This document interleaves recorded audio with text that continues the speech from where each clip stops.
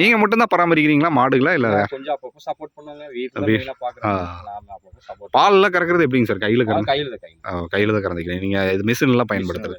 ஒரு நாளைக்கு எவ்வளோ லிட்டர் வரைக்கும் நம்மளுக்கு கறக்குது? நம்மளுக்கு இப்போல்லாம் செனைங்க மேக்ஸிமம் ஒரு 4 மாடு வச்சா ஒரு 40 லிட்டர் பால் வருங்க. ஒரு 1000 ரூபா பால் ஊற்றுறேன்னு வைங்க, பாதி செலவு போயிருக்கு, பாதி நிற்கும். ஆவின்ல எப்படிங்க சார் கரெக்டாக அமௌண்ட் எல்லாம் வந்து? அது எந்த பிரச்சனையும் கிடையாது. கரெக்டாக அந்த 10ஆம் தேதியில் இப்போ உங்களுக்கு 15 நாள்னா ஒரு 5 நாளில் ரொட்டேஷன் போட்டு விட்டுருவோம். 15 நாளைக்கு ஒரு பில்லுங்க. மாசம் 2 டைம் பில்லு. 2 மாசத்துல 2 டைம் பில்லு. கரெக்டாக வந்துடும். எந்த ஒரு பிரச்சனையும் கிடையாது. போனஸ் எல்லாம் எப்படிங்க சார்?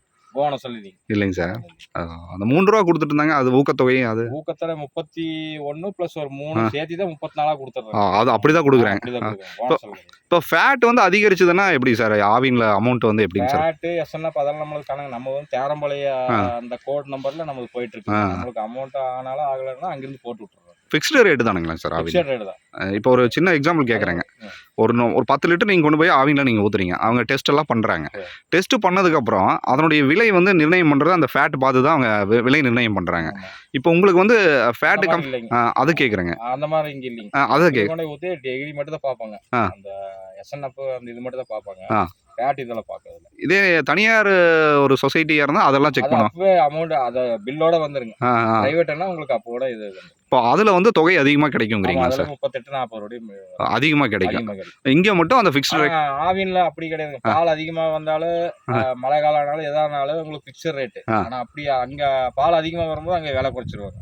அது எப்படிங்க சார்? இப்போ ஒரு 100 லிட்டர் ஒரு 20 லிட்டர் 30 லிட்டர் ஊற்றுறாங்க. அப்போ வந்து விலை கம்மி பண்ணிடுவாங்களா சார்? ஆமாங்க. அந்த தரம் கம்மியாகும். கம்மியாகும். குவாலிட்டி இதாகுமில்லங்க. பால் ஒரு மாடு வந்து 10 லிட்டர் கறக்குதுன்னா அது ஃபேட் எஸ்என்எஃப் கம்மியா வருங்க. 10 கரை வேணா உங்களுக்கு ஃபேட் எஸ்என்எஃப் ஜாஸ்தி வரும். 3 லிட்டர் கறக்குதுன்னா ஃபேட் எஸ்என்எஃப் அதிகமா வருங்க. இப்போ அதிகமாக கறக்கும்போது ஃபேட் எஸ்என்எஃப் கம்மியாக தானே வருங்க. அதை பேஸ் பண்ணி நம்மளுக்கு இதாகுது. அப்போ உங்களோட பாயிண்ட் ஆஃப் வியூல ஆவின் தான் பெஸ்ட்டுங்கிறீங்க. ஊற்றிட்டு இருக்கீங்க. அது பிரச்சனை. எத்தனை ஆண்டுகளா ஆவின்ல நீங்கள் பால் ஊற்றிட்டு இருக்கீங்க சார்? ஒரு 5 வருஷம் 5 ஆண்டுகளா நீங்கள் பால் ஊற்றிட்டு? அக்ஷந்த் ஊற்றிட்டு இருந்தேங்க. அதை சென்னம்பலத்துக்கு கொண்டு போகணும். அது ஒரு 3 கிலோமீட்டர் போகணுங்க. சரிங்க. நம்ம உள்ளூருக்குள்ளே வந்ததுனால நான் இங்கே ஆவினுக்கு ஊற்றிட்டு. ஆனால் ரொம்ப நல்ல விஷயம் என்னன்னா அரசு துறை எவ்வளவோ பரவாயில்லைங்கிறீங்க. போயிட்டு இருக்கு.